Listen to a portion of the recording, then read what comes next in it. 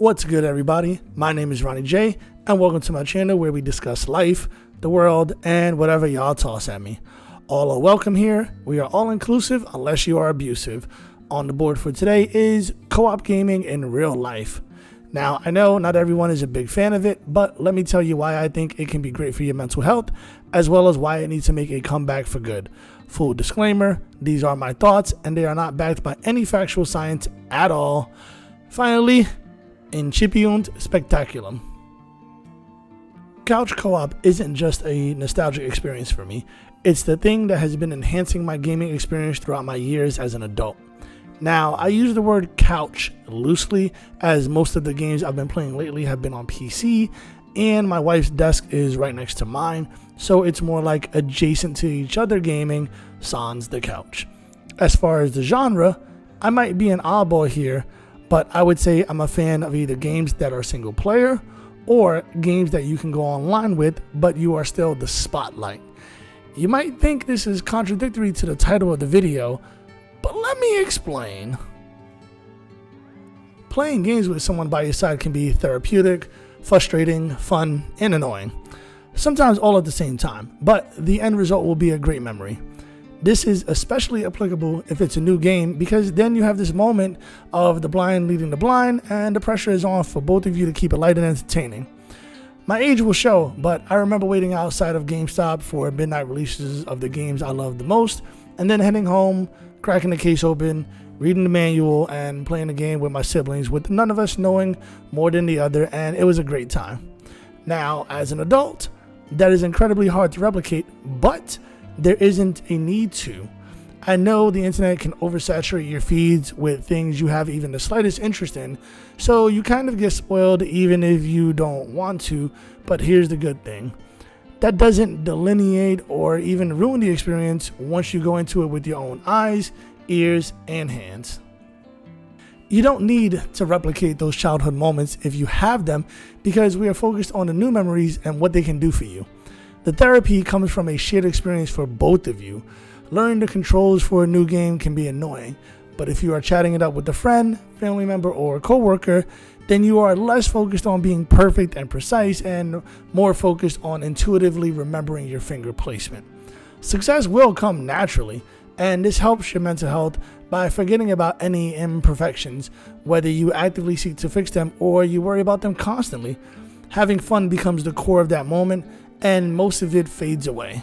The joys of escapism at work.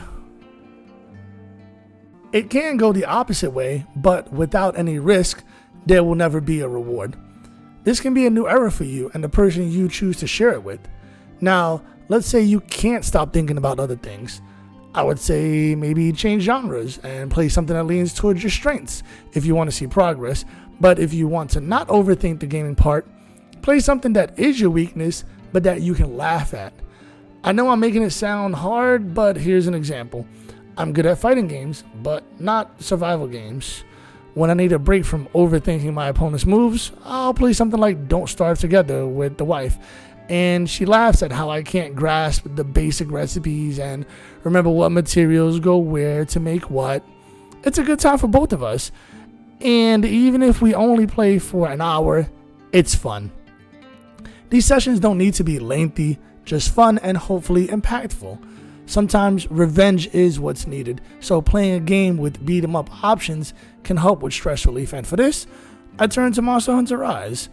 Being able to hop online and beat up some monsters with a wide variety of weapons is the digital version of going to a rage room. Just let it all out. You will either cheer at their demise or laugh at yourself getting comboed to death by a gigantic angry Digimon.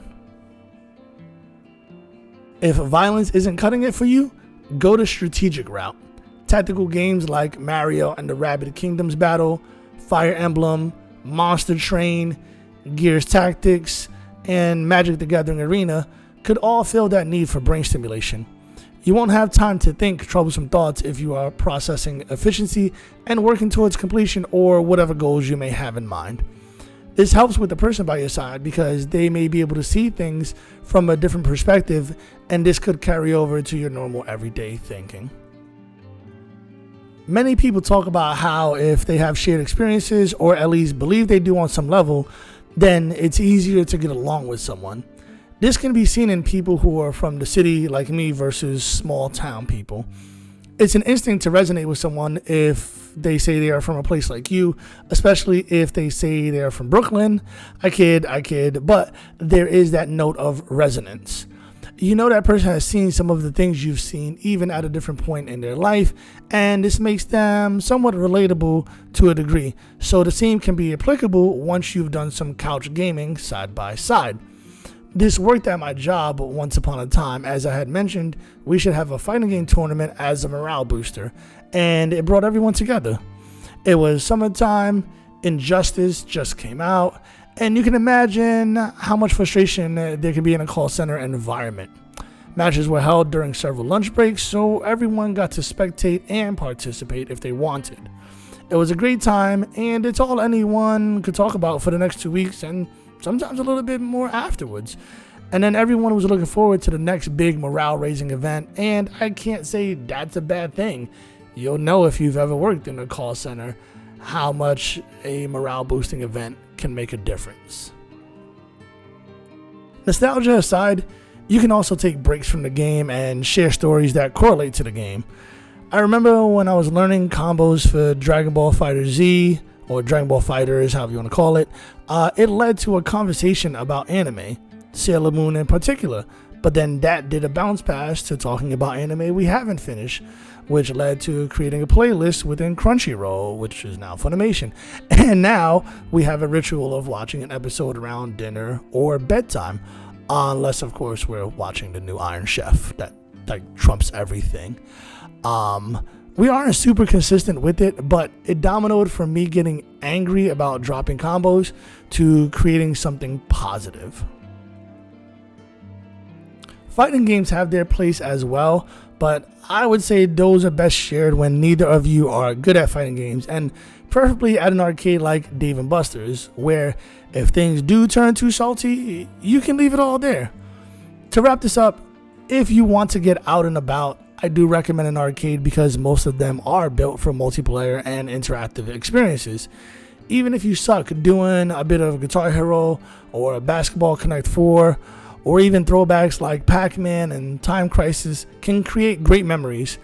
Just don't get scammed by some of those crane games unless that's your thing. I fall for them sometimes too because I swear I can beat the system. I also have a love for the Flappy Bird games, the one where you have to smash the lights. That's not a Flappy Bird game, but you guys know what I meant. The Gigantic Reel games, and even though it's meant to be a kid's game, I like the Kung Fu Panda drum game. Don't judge me. I love what I love. On that note, thank you for tuning in and taking the time to watch till the end.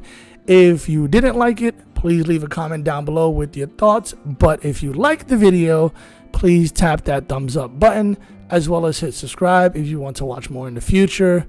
My name is Ronnie J, and I hope you have a great week ahead of you. Take care and take it easy.